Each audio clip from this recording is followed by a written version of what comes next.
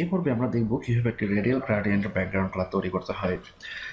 Radial gradient তৈরি করার আগে আমি বলে রাখি যে রেডিয়াল গ্রেডিয়েন্ট কালারটি হচ্ছে অনেকটা সার্কেল আকৃতির, মানে সার্কেল আকৃতির হয়ে এই কালারটি আমাদেরকে ইম্প্যাক্ট দিবে। আর লিনিয়ার গ্রেডিয়েন্ট যেটা ছিল সেটি ছিল আমাদের স্কোয়ার অর যে কোনো ধরনের অ্যাঙ্গেল আর সামথিং লাইক দ্যাট। আর যেটা আমরা রেডিয়াল গ্রেডিয়েন্টের কাজ করছি সেই রেডিয়াল গ্রেডিয়েন্ট হবে আসলে সার্কেল আকৃতির। ওকে, সো সিম্পলি আমরা এই লিনিয়ারকে এখানে করি রেডিয়াল গ্রেডিয়েন্ট করি।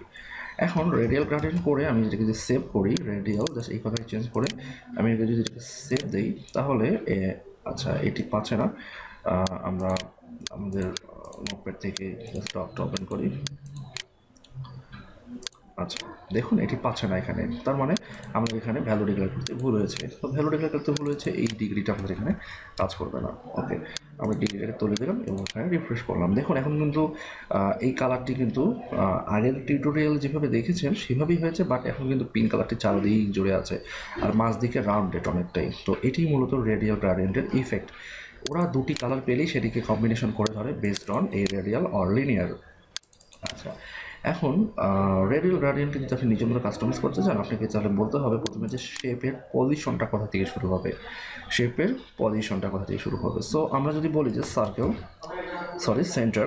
সেন্টার থেকে শুরু হবে, ঠিক সেন্টার থেকে শুরু হবে, তাহলে আমরা এখানে এই ইম্প্যাক্টটি পাবো। সেটি হচ্ছে হ্যাঁ বাই ডিফল্ট সেন্টার থেকে শুরু হয়। যাই হোক আমরা দেখিয়ে দিলাম এখানে সেন্টার, এবং এরপরে যেটা হচ্ছে সেটা হচ্ছে স্টার্টিং কালার, পরেরটা হচ্ছে আমাদের এন্ডিং কালার, মানে কালার স্টপ 1, এটা হচ্ছে কালার স্টপ 1 আর এটা হচ্ছে কালার স্টপ 2।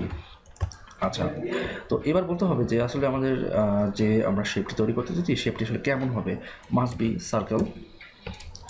সার্কেল হবে, এবং আমাদের ইয়েলো কালারটি শুরু হবে হচ্ছে একদম জিরো পজিশন থেকে। তার মানে ইয়েলো কালারটি বোঝা দিচ্ছি একটু পরে, এটি জাস্ট লিখি।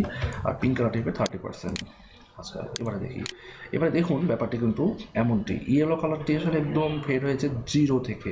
একদম জিরো থেকে ফেড হওয়ার কারণে কি যে একদম সলিড কালারটি কিন্তু ইয়েলো কালারের এখানে দেখা যাচ্ছে না যে আসলে এক্স্যাক্টলি সলিড কালার কোথায় আর ফেড হয়েছে কোথায়। তো আমরা যদি এখানে বলতাম ইয়েলো কালারকে যে ইয়েলো কালার 40% সলিড থাকবে, তারপর এটি স্প্রেড করবে, তাহলে দেখুন এটি কিন্তু পুরো সলিড ইয়েলো কালার 40% হয়েছে এবং ফেড করার কোনো জায়গা পায়নি, বিদেশে কিন্তু আমাদের কন্টেইনারের বাইরে চলে গেছে। সো আমি দেখে 20% করে দিই, 20% করে দিলে কিন্তু দেখুন এটি কিন্তু এখন রেডিয়াল স্টাইলে কাজ করছে। সো এই যে 20% যেটি, এই 20% এই অবস্থা থাকা অবস্থায় আমাদের পরবর্তী যে অংশটি আছে এই অংশটি কিন্তু ফেড করে গিয়েছে 20%-এর পর থেকে।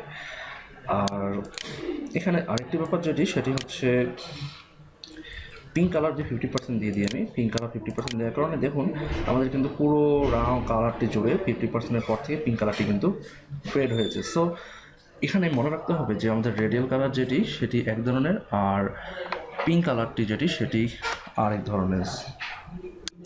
সো দুটি বিষয় এখানে আমাদেরকে মাথায় রাখতে হবে যাতে করে আমরা আমাদের প্রথম যে স্টপেজ আমাদের সেন্টার থেকে শুরু করলাম এবং এই শেপের টাইপ হবে সার্কেল হবে এটি, এবং ইয়েলো কালার মানে স্টার্টিং কালারটি হবে 20% পর থেকে ফেড হতে শুরু করবে, মানে এটাকে বলা চলে যে শ্যাডো দিতে শুরু করবে 20% পর থেকে।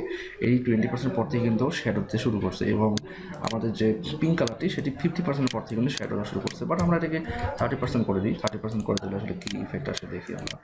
দেখুন এটি কিন্তু একদম ছোটো হয়ে গেছে, তার মানে কি এ 30% যতক্ষণ পর্যন্ত পাচ্ছে না তার আমাদের পিঙ্ক কালারটি কিন্তু তারপর থেকে কিন্তু ও এখানে কাজ করতে দিচ্ছে না। সো আমাদেরকে মনে রাখতে হবে যে আমাদের স্টার্টিং বা কালার স্টপেজ 1 যেটি এটিকে আগে মেজার করতে হবে, যেমন এটিকে 0% করে দিলাম, এবং এখন যদি পিঙ্ক কালারকে 30% করি তাহলে এখন ইফেক্টটা কী আসে দেখুন। এখন কিন্তু সুন্দর একটি ব্যাকগ্রাউন্ড কালার এখানে কাজ করছে। আচ্ছা এটাকে যদি আমরা এখানে তুলে দিই যে পিঙ্ক কালারটিকে আমরা এখন 30% দিব না, তাহলে কী হয়, তাহলে কিন্তু ইফেক্টটা কিন্তু এমনটি হয় যে না আমার 0% থেকেই আমি ফেড হওয়া শুরু করছি, এবং পিঙ্ক যেহেতু বলেনি যে সলিড কালার কতটুকু হবে, সো আমি ইয়েলো থেকে শুরু করে পিঙ্ক পুরোটাই আমি ফেড করে দিয়েছি। সো আমি যদি অ্যাটলিস্ট বলি যে 10% পর্যন্ত আমার পিঙ্ক কালার সলিড থাকবে, তারপর থেকে কিন্তু ফেড হবে। দেখুন এখন 10% একদম ছোট। সো আমি যদি একে বলি যে আরও বড় করো 100%, সো ডেফিনেটলি 100% হবে। আপনি যদি বলি এখানে 70%, তাহলে কি আসে দেখি,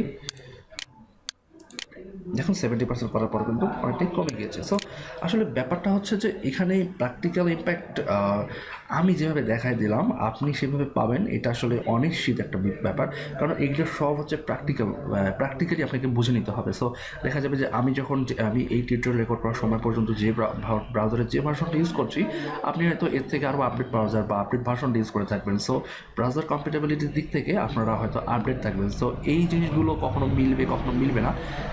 যদি না মিলে থাকে তাহলে ডেফিনেটলি আপনাদেরকে নেট থেকে একটু রিসার্চ করে নিতে হবে, অথবা যদি না মিলে থাকে তাহলে আমাদের ফেসবুক গ্রুপে গ্রুপে এসে আপনি পোস্ট করেন যে এই প্রবলেম সেই প্রবলেম, আমরা ডেফিনেটলি আপনাদেরকে সেভাবে করে হেল্প করবো, এবং আপনাদের যে নর্মাল যে প্রবলেমটি হয় সাধারণত কম্পিটেবিলিটির কারণে, সো সেই কম্পিটেবিলিটিগুলো আমরা চেক করে আপনাদেরকে সেভাবে করে আমরা সাপোর্ট দিতে চেষ্টা করব। সো এটি ছিল রেডিয়াল গার্ডেন নিয়ে আমার আজকের টিউটোরিয়াল। সবাই ভালো থাকবেন, ধন্যবাদ।